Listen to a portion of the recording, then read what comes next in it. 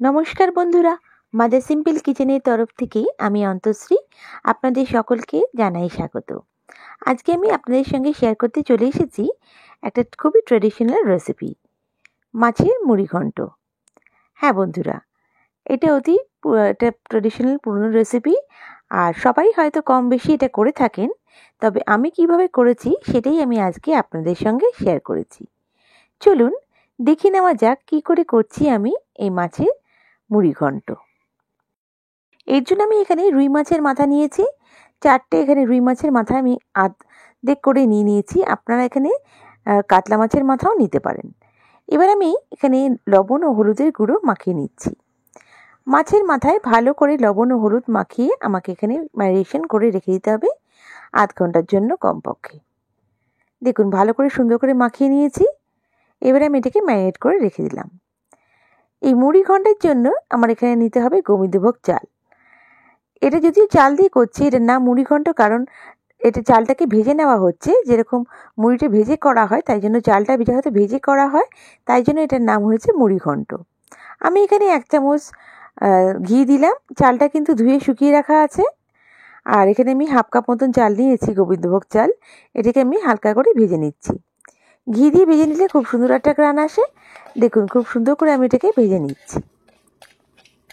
একদম বেশি লাল করে ভাজবো না, হালকা করে সুন্দর করে ভেজে আমি এটাকে কিন্তু তুলে রেখে দেব। দেখুন একটু হালকা নাড়িচাড়ি নিলে পরেই খুব সুন্দর ভাজা হয়ে যাবে চালটা। দেখবেন চালটা হালকা যেন ট্রান্সপারেন্ট মতন হচ্ছে, তখন চালটাকে তুলে রাখতে হবে। আমার চালটা ভাজা হয়ে গেছে। এবার আমি চালটাকে তুলে রেখে দিচ্ছি। এবার আমি কড়াইতে পরিমাণ মতন সরষের তেল অ্যাড করছি। এখানে আমাকে মাছের মাথাগুলো ভেজে নিতে হবে।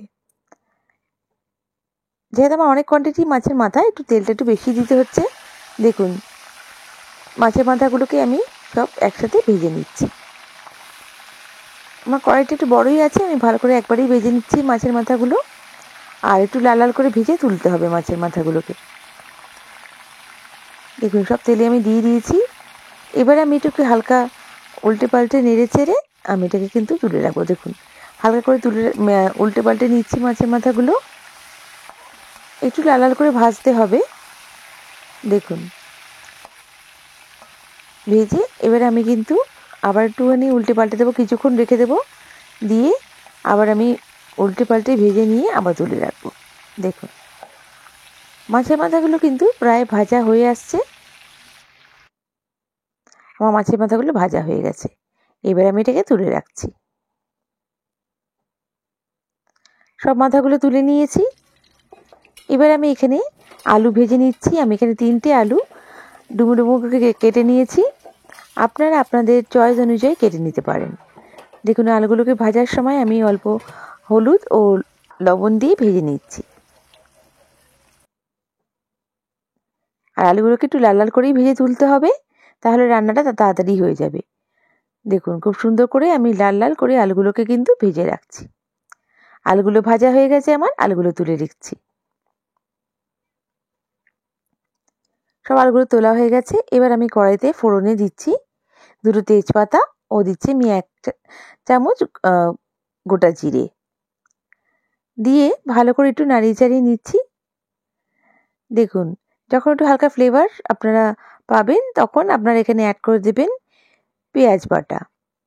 আমি এখানে 3টে মিডিয়াম সাইজের পেঁয়াজ বেটে নিয়েছি, সেটা আমি এখানে অ্যাড করে দিলাম। দিয়ে ভালো করে একটু নাড়িয়ে চাড়িয়ে নিতে হবে।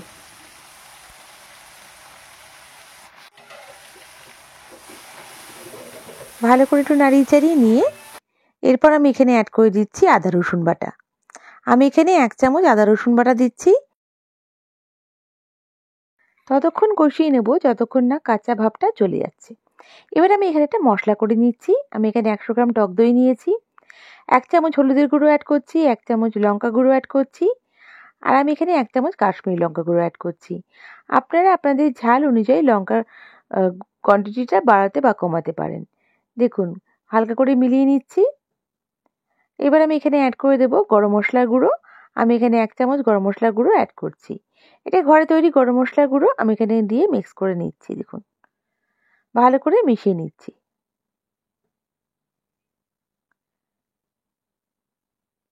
ভালো করে মিশিয়ে এটা রেখে দিচ্ছি আমি। এবার মশলাটা দেখুন কষানো হয়ে এসছে আমার।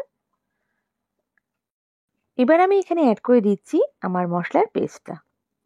দইয়ের সঙ্গে মেশানো মশলার পেস্টটা আমি এখানে অ্যাড করে দেবো এবং সুন্দর করে আমাকে কিন্তু কষতে হবে।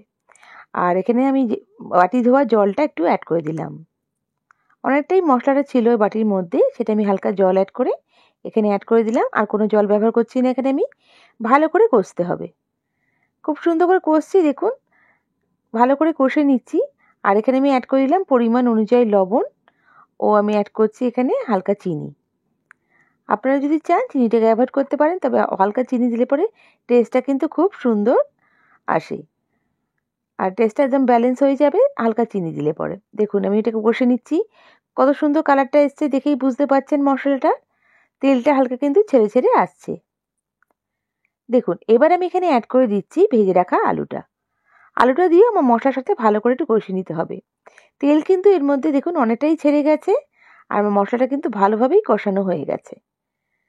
খুব সুন্দর করে কষিয়ে নিয়েছি আমি মশলাটাকে। যতটা ভালো কষাতে পারবেন ততটা টেস্ট কিন্তু আপনার মুড়িঘণ্টের হবে। এবার আমি এখানে মাছের মাথাগুলো অ্যাড করে দিচ্ছি, দিয়ে ভালো করে একটু কষিয়ে নিচ্ছি মশলার সাথে। আর এখানে আমি অ্যাড করে দিচ্ছি ভেজে রাখা চালটা। এখানে গোবিন্দভোগ চালটাই নেবেন আর চেষ্টা করবেন যাতে ঘি দিয়ে ভাজার, তাহলে কিন্তু গন্ধটা খুব সুন্দর আসে। দেখুন ভালো করে আমি এটাকে মিশিয়ে নিচ্ছি সব মশলার সাথে, চালের সাথে। আর এবার আমি এখানে গরম জলটা অ্যাড করব। গরম জলটাই সবসময় অ্যাড করবেন, তাহলে রান্নার স্বাদটা বজায় থাকে। দেখুন খুব সুন্দর করে নাড়িয়ে চাড়িয়ে নিচ্ছি। আর এবার আমি এখানে অ্যাড করে দিচ্ছি গরম জলটা পরিমাণ অনুযায়ী। খুব বেশি জল অ্যাড করবেন না, যতটা আপনার মাছের মাথা আর আলুটা সেদ্ধ হতে লাগে ততটুকু জলই আমি অ্যাড করব, যেহেতু এটা কিন্তু মাখা মাখাই ভালো লাগে। একদম গ্রেভি এটা কিন্তু ভালো লাগবে না। দেখুন এবার দিয়ে চালটা সেদ্ধ হতে যতটা জল লাগবে বা আমার আর মাছের মাথা আলুটা দিতে যতটা জল লাগবে ততটাই আমি অ্যাড করলাম। এবার আমি এখানে ঢেকে কভার করে কিছুক্ষণের জন্য কিন্তু কুক করে নিচ্ছি। দেখুন কিছুক্ষণ ঢেকে রেখে দিলাম। এবার আমি এখানে একটু নাড়িয়ে চাড়িয়ে নিচ্ছি। আমার রান্নাটা কিন্তু প্রায় হয়ে এসছে। আর কিছুক্ষণ করলে কিন্তু একদম রান্নাটা হয়ে যাবে। দেখুন এখানে আমি অ্যাড করে দিচ্ছি কিছু চেরা কাঁচা লঙ্কা। আপনারা যেরকম ঝাল পছন্দ করেন সেই হিসেবেই অ্যাড করবেন। দিয়ে আমি দেখুন আরও কিছুক্ষণ একটু করে নাড়িয়ে চাড়িয়ে নিচ্ছি। আমার রেসিপিটা কিন্তু একদম হয়ে এসছে। আর চালটা কিন্তু একদম গলেও যাবে না আর একদম শক্তও থাকবে না। এবার কিছুক্ষণের জন্য আমি ঢাকা দিয়ে রেখে দিচ্ছি একদম লো ফ্লেমে। দেখুন আমার রেসিপিটা একদম রেডি। এবার আমি এখানে অ্যাড করে দেব ঘি। আমি এখানে বেশ 2-3 চামচ মতন ঘি অ্যাড করছি। আর আমি এখানে একদম ফ্লেমটা অফ করে কিছুক্ষণের জন্য স্ট্যান্ডিং টাইমে রেখে দিচ্ছি। আমার মাছের মাথার মুড়ি ঘন্ট একদম রেডি, গরম ভাতের সঙ্গে জাস্ট জমে যাবে। বন্ধুরা আমার রেসিপিটা যদি ভালো লেগে থাকে প্লিজ লাইক করে সাবস্ক্রাইব করে আমার পাশে থেকে যাবেন। বেল বাটনটা প্রেস করবেন যাতে আমার রান্নার নোটিফিকেশনগুলো সবথেকে প্রথমে আপনারা পেয়ে যান। আর যদি আমার রেসিপিটা ফেসবুক পেজ থেকে দেখে থাকেন তাহলে আমার পেজটাকে লাইক করে ফলো করে দেবেন প্লিজ। আর আমার এই রেসিপিটা কেমন লাগলো আমায় কমেন্ট করে নিশ্চয়ই জানাবেন। নেক্সট রেসিপি নিয়ে আবার হাজির হয়ে যাব। সবাই ভালো থাকবেন, সুস্থ থাকবেন। বাই। Thank you.